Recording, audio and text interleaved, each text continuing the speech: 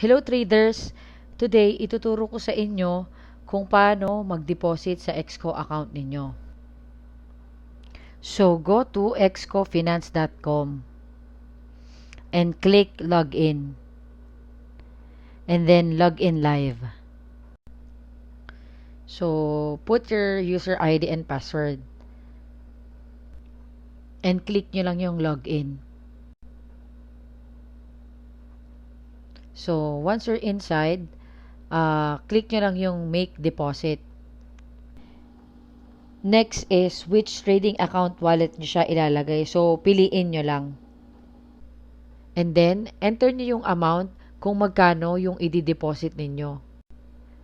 So, in US dollars po siya. So, depende kung anong denomination ng trading account ninyo. So, after that, click nyo yung pang-apat na option which says debit.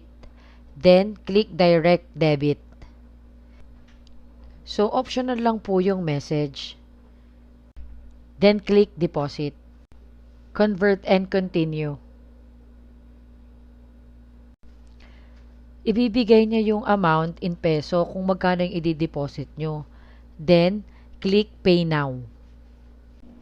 So, may mga option po tayo which is online banking or e-wallet, video internet banking, BPI Express, Metrobank, Maybank online banking, RCBC online banking, Union Bank, and we have over-the-counter, BPI bills payment, RCBC cash payment, Union Bank cash payment.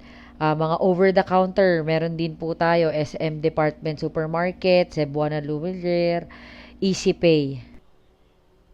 And pwede nyo din gamitin yung GCash.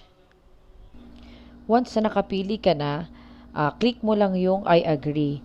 Then, select. Isisend yung instruction on how you will make the payment through your email on file. Next is processing. So, makaka-receive kayo ng email kung paano nyo i-fulfill yung deposit nyo.